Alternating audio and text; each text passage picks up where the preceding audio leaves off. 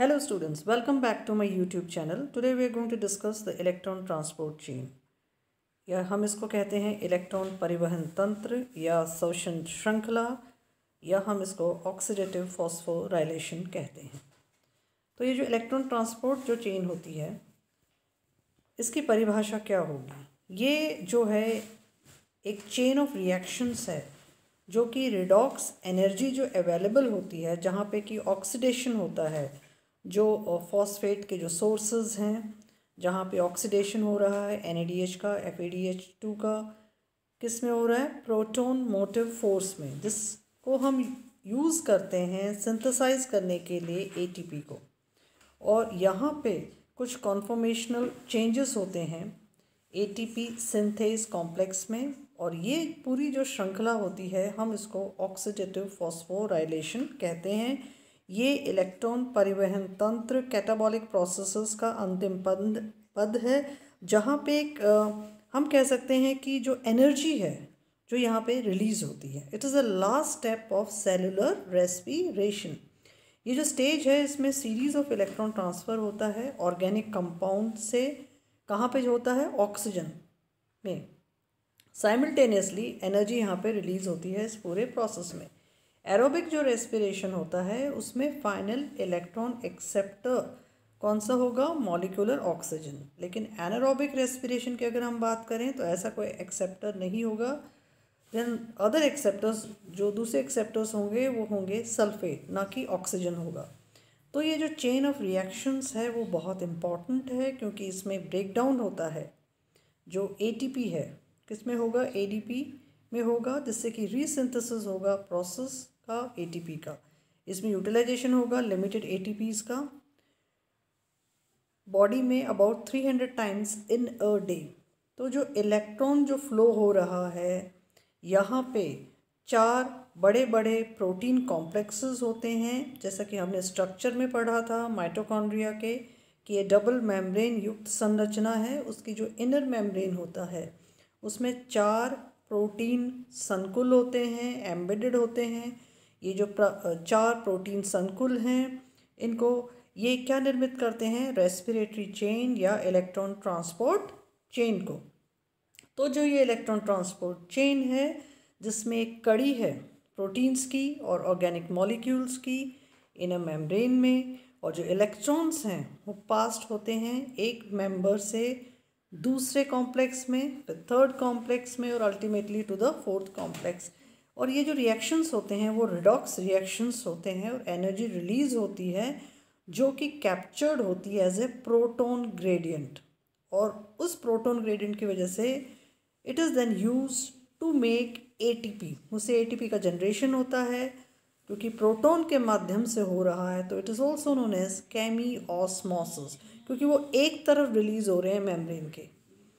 तो जो इलेक्ट्रॉन जो ट्रांसपोर्ट चेन है और जो केमिओस्मोसिस है, ये दोनों मिलके बनाते हैं ऑक्सीडेटिव फॉस्फोराइलेशन को। जो हमारे जो की स्टेप्स होते हैं उनको हम सिंप्लीफाई भी कर सकते हैं, और ये इसमें कौन कौन से स्टेप्स होंगे? डिलीवरी होगा इलेक्ट्रॉन्स का बाय NADH एंड FADH, जो रिड्यूस इलेक्ट्रॉन कैरियर्स हैं from other steps of cellular respiration. ये ट्रांसफ़र करते हैं इलेक्ट्रॉन्स को मॉलिक्यूल्स की तरफ, और फिर electron transport and proton pumping होगा।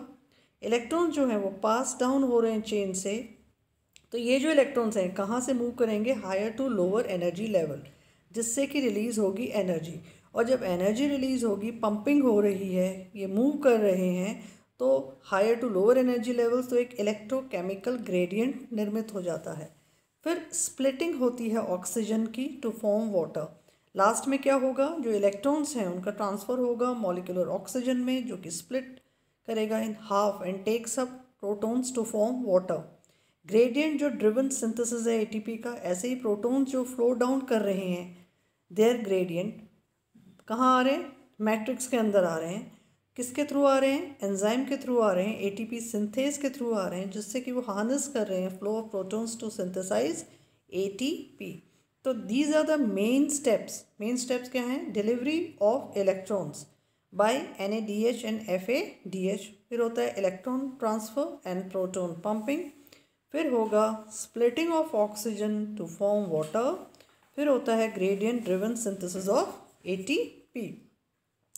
अब जो हमने चीज़ें डिस्कस करी, जो माइटोकॉन्ड्रिया, अगर हम माइटोकॉन्ड्रिया का स्ट्रक्चर देखें तो ये आउटर मेम्ब्रेन है जो कि, और फिर है आपके इनर मेम्ब्रेन, फिर दोनों के बीच में एक स्पेस प्रेजेंट होती है, अंदर की तरफ आपके मैट्रिक्स प्रेजेंट होते हैं, यहाँ पे भी आपके खूब सारे एंजाइम्स प्रेजेंट हैं। ऐसे ही जो आउटर जो मेम्ब्रेन है उसमें भी बहुत सारे यहाँ पे एंजाइम्स प्रेजेंट होते हैं, बट जो इनर मेम्ब्रेन है वो साइट होता है बेसिकली आपके ऑक्सीडेटिव फॉस्फोराइलेशन का, और यहाँ पे जो ऑक्सीडेटिव फॉस्फोराइलेशन होता है वो ऑक्सीजोम्स के माध्यम से यहाँ पे इनिशिएट होता है। और ये जो ऑक्सीजोम्स होते हैं वो FO F1 पार्टिकल, तो FO क्या होता है, एम्बेडेड होता है मैट्रिक्स के अंदर, और F1 आपके इनर मेम्ब्रेन की तरफ प्रेजेंट होता है।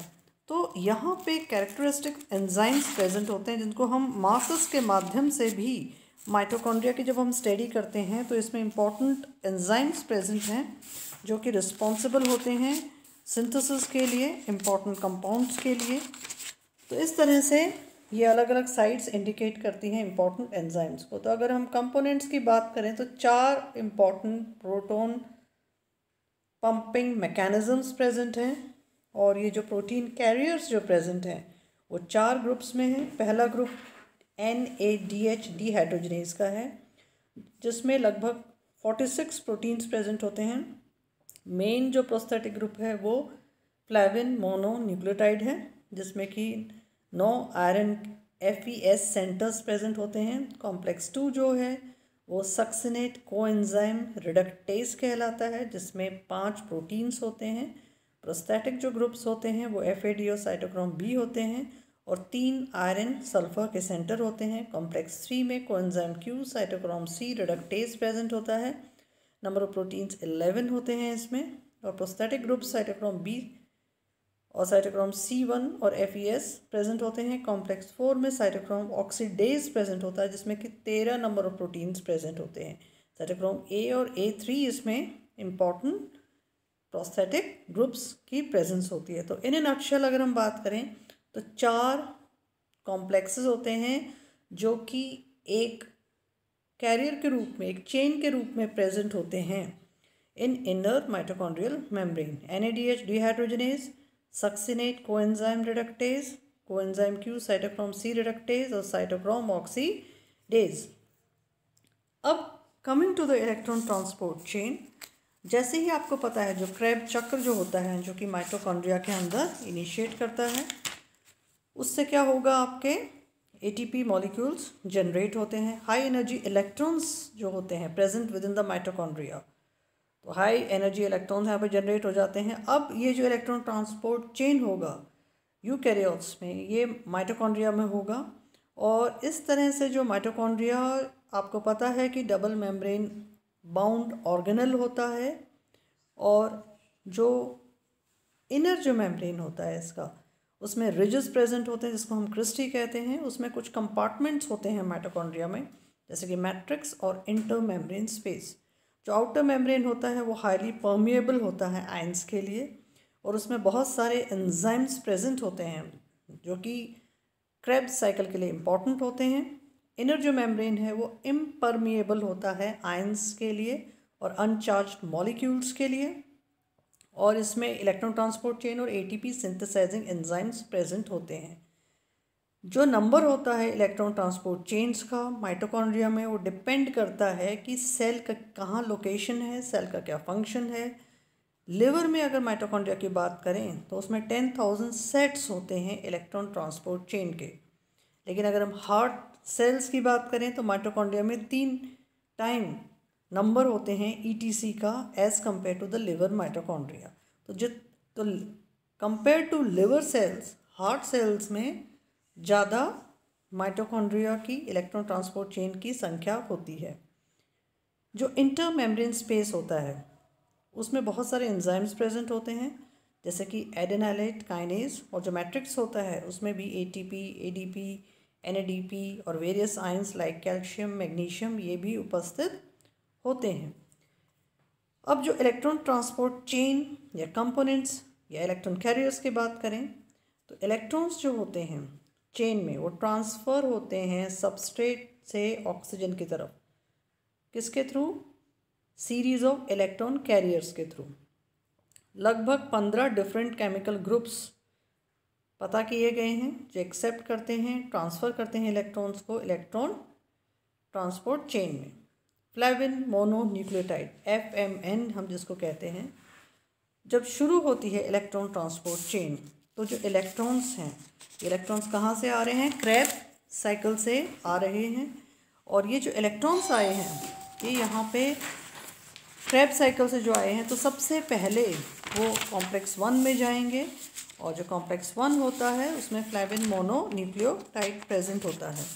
और ये जो बिगिनिंग होती है इलेक्ट्रॉन ट्रांसपोर्ट चेन की, जो इलेक्ट्रॉन्स हैं NADH के वो ट्रांसफ़र होंगे फ्लेविन मोनो न्यूक्लियोटाइड में। Na कहाँ से ट्रांसफ़र हो रहे हैं? NADH से। कहाँ पे? फ्लेविन मोनो न्यूक्लियोटाइड में। ये जो ट्रांसफ़र हुआ है इसमें कैटलाइजेशन हुआ है NADH डिहाइड्रोजनेज से। इलेक्ट्रॉन्स जो यहाँ से ट्रांसफ़र हुए हैं वो फर्दर ट्रांसफ़र होते हैं to a series of iron sulphur complexes. वो आयरन सल्फ़र कॉम्प्लेक्सेस में जाएंगे जिनमें कि हायर रिलेटिव एफिनिटी होती है इलेक्ट्रॉन्स के प्रति। फिर आता है कोएंजाइम Q यूबिक्विनिन। फ्लेवोप्रोटीन्स और साइटोक्रोम्स के मध्य एक और इलेक्ट्रॉन कैरियर होता है जिसको हम यूबिक्विनिन या शॉर्ट में UQ लिखते हैं। Ubiquinone is the only electron carrier जो कि बाउंड नहीं होता है प्रोटीन से। तो ये इंडिपेंडेंट होता है प्रोटीन से यूबिक्विनिन। इससे क्या होगा, जो मॉलिक्यूल हैं ये मूव करेंगे बिटवीन फ्लेवोप्रोटीन्स एंड साइटोक्रोम्स। जैसे ही इलेक्ट्रॉन्स ट्रांसफ़र हो गए from FMNH2 via FES centres, मतलब पहले कहाँ से आ रहे हैं इलेक्ट्रॉन्स? आपके सिट्रिक एसिड साइकिल से आए हैं। कहाँ से आए हैं? NADH से। अब NADH से कहाँ आ गए? FMNH2। FMNH2 से कहाँ ट्रांसफ़र होंगे? Ultimately to the ubiquinone. अब यूबिक्विनिन क्या हो जाएगा? It becomes UQH2 and the oxidized जो फॉर्म होगी फ्लेवोप्रोटीन इज़ रिलीज, उसका हाइड्रोजनेशन होगा और FMN फ्लेवोप्रोटीन जो है वो ऑक्सीडाइज फॉर्म में कन्वर्ट हो जाएगी फ्रॉम FMNH2। तो FMNH2 gets converted into FMN and ubiquinone becomes UQH2।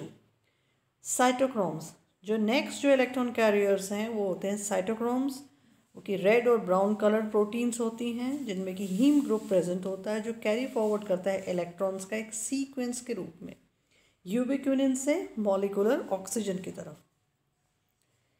ये जो साइटोक्रोम होते हैं दे ट्रांसफ़र ए सिंगल इलेक्ट्रॉन, लेकिन दूसरे जो इलेक्ट्रॉन कैरियर्स होते हैं दे ट्रांसफ़र 2 इलेक्ट्रॉन्स। तो they are 5 types of cytochromes ubiquinone और मॉलिक्यूलर ऑक्सीजन के बीच में। उनको हम डेजिग्नेट करते हैं, नाम कैसे देते हैं? ABC and so on. ये जो नेम्ड होते हैं वो किस आधार पे नेमिंग होती है कि भी उनकी कैसी एबिलिटी है एब्जॉर्ब करने के लिए। जो लाइट होती है वो डिफरेंट वेवलेंथ्स की, चाहे वो साइटोक्रोम A हो जो कि एब्जॉर्ब करेगा लॉन्गेस्ट वेवलेंथ ऑफ लाइट, जो साइटोक्रोम B होगा वो एब्जॉर्ब करेगा next longest wavelength and so on. तो कितनी वो एब्जॉर्प्शन करते हैं वेवलेंथ को, कि लॉन्गेस्ट वेवलेंथ को कौन एब्जॉर्ब कर रहा है, फिर जो लीस्ट कर रहा है, तो उसके अकॉर्डिंग हम इन साइटोक्रोम्स का नाम देते हैं। और ये जो साइटोक्रोम्स होते हैं वो क्या होते हैं? रेड और ब्राउन कलर प्रोटीन्स के हीम ग्रुप होते हैं जो कि कैरी फॉरवर्ड कर रहे हैं इलेक्ट्रॉन्स को इन ए सीक्वेंस।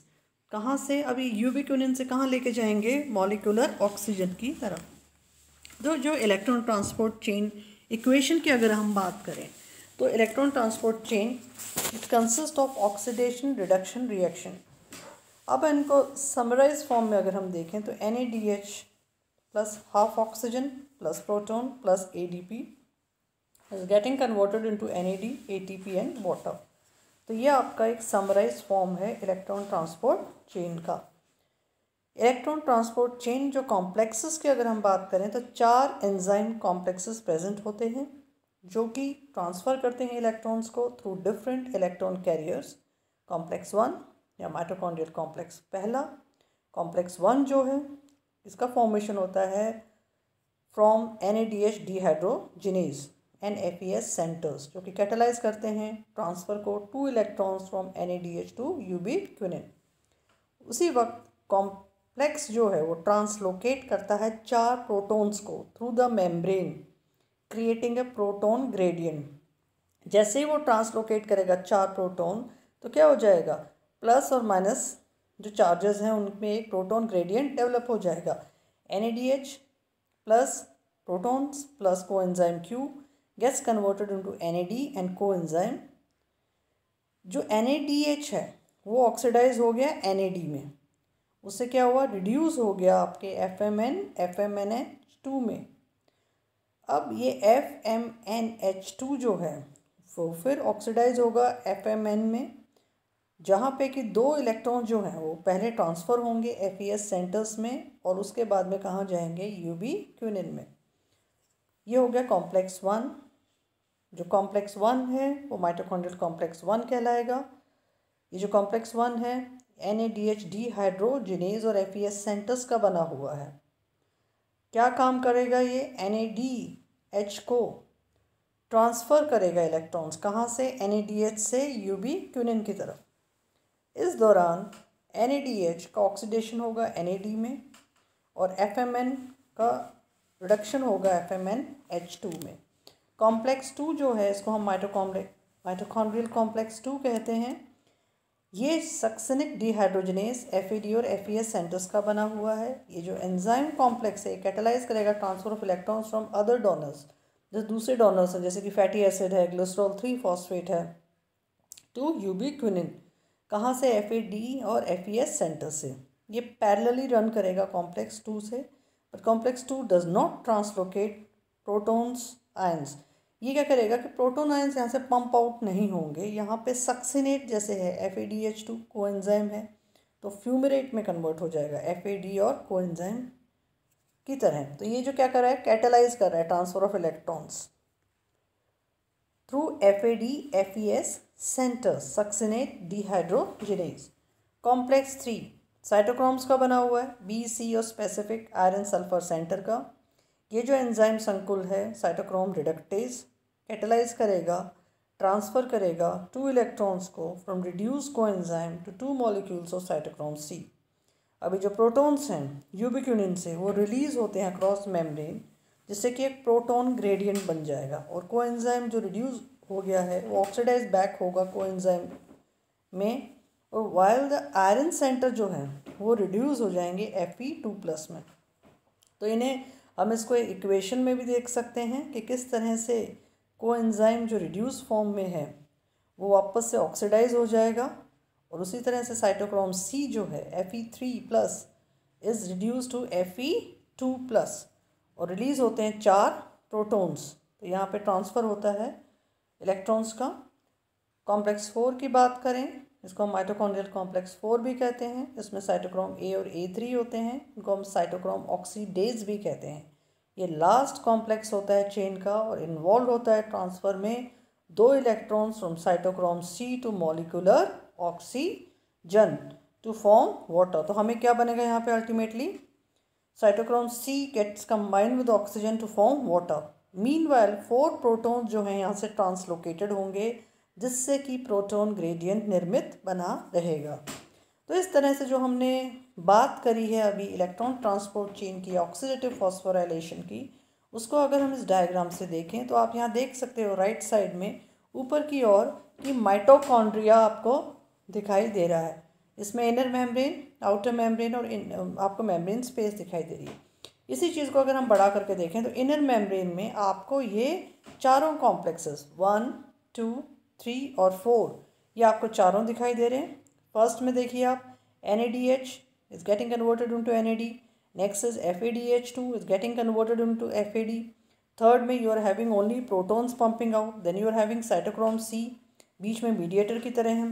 फिर आपका फोर्थ जो कॉम्प्लेक्स आ जाता है, अल्टीमेटली यहाँ पे जो लास्ट जो रिएक्शन है इसमें आप क्या देख रहे हो, protons plus combining with oxygen they are forming water with the help of ATP synthetase. आप क्या देख रहे हो, ATP इज जनरेटेड।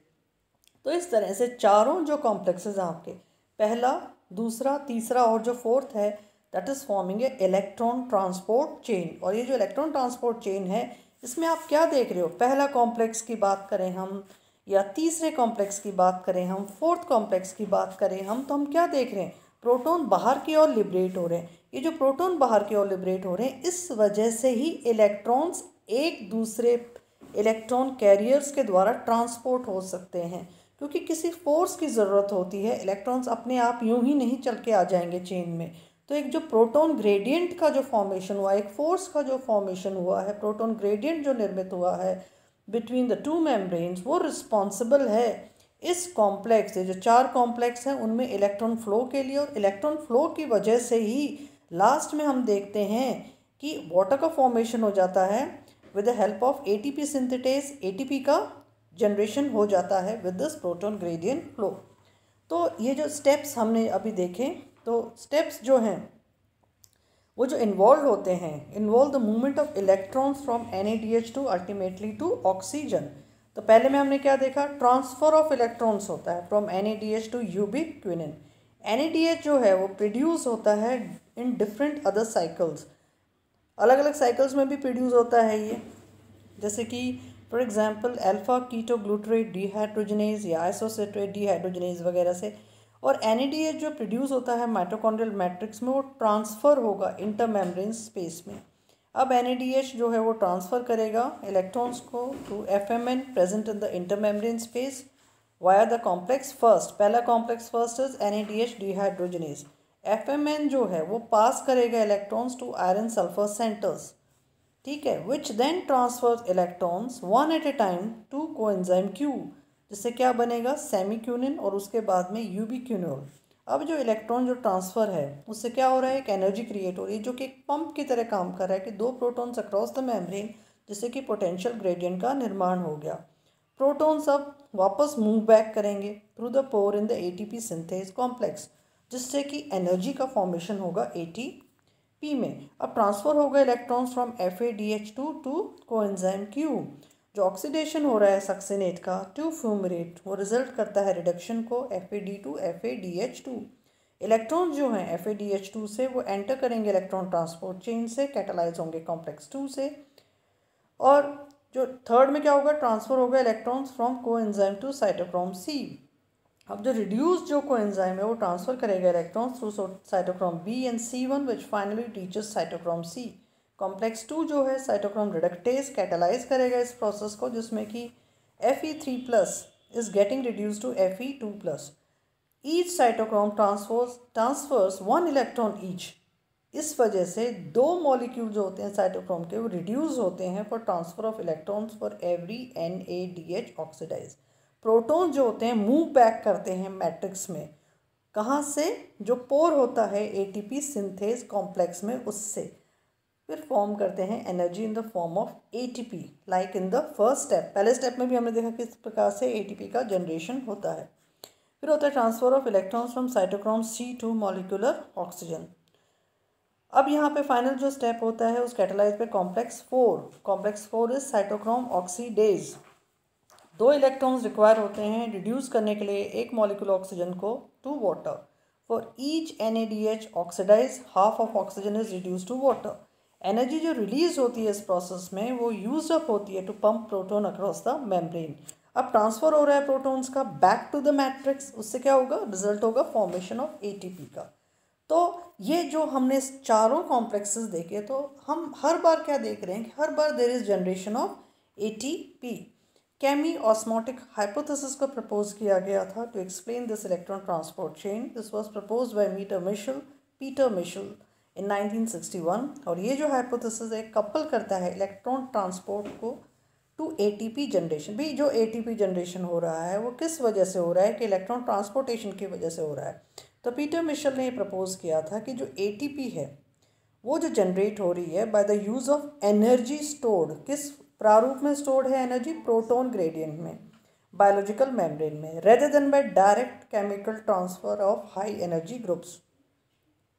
कॉम्प्लेक्स 1 और कॉम्प्लेक्स 4 अपीयर करते हैं एज प्रोटॉन पंप, जो कि ट्रांसपोर्ट करते हैं प्रोटॉन्स को मेम्ब्रेन के अक्रॉस, उनमें क्या होता है, कॉन्फॉर्मेशनल चेंज होता है। कॉम्प्लेक्स 3 जो है वो प्रोटॉन्स को कैरी करता है अक्रॉस द मेम्ब्रेन, किसके माध्यम से, यूबिक्यूनिन के माध्यम से। मतलब पहले और तीसरे के बीच में आपने क्या देखा था, यूबिक्यूनिन प्रेजेंट है। तो जो कॉम्प्लेक्स फर्स्ट और जो थर्ड हैं वो पंप करते हैं 4 प्रोटॉन्स पर पेयर ऑफ इलेक्ट्रॉन्स।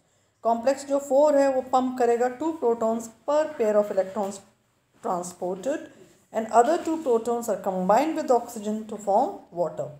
तो हमने F1 पार्टिकल जिसे हम कहते हैं कि यहाँ पे रिस्पॉन्सिबल होते हैं फॉर ATP सिंथेस, और इनको हम ऑक्सीजोम्स भी कहते हैं। और इस तरह से हम इसका स्ट्रक्चर देख सकते हैं कि ये जो एम्बेडेड होते हैं इन माइटोकॉन्ड्रियल मेम्ब्रेन में, इनका बेस होता है, फिर स्टॉक होता है, फिर इनका हेड पोर्शन प्रेजेंट होता है। तो ये जो हैं ये आपके रिस्पॉन्सिबल हैं for ATP generation in the final step, this is ATP synthase enzyme. अगर हम देखें कि भी क्योंकि हमारा मुख्य जो काम है वो है आपके प्रोडक्शन ऑफ ATP, तो हमने जैसे कि पहले अगर हम बायोकेमिकल रिएक्शंस की बात करें तो पहले ग्लाइकोलाइसिस में भी प्रोडक्शन होता है, ATP का जनरेशन होता है, फिर आपके सिट्रिक एसिड साइकिल होती है, इसके बीच में आपके सिट्रिक एसिड साइकिल से भी जनरेशन होगा।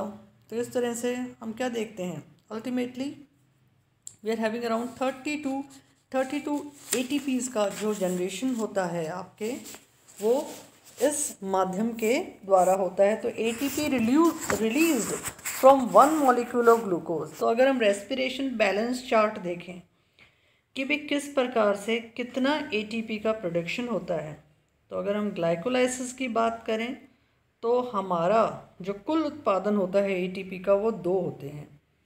और आपके पायरुवेट ऑक्सीडेशन की बात करें तो यहाँ पे आपके 2 NADH यहाँ पे फॉर्म होते हैं।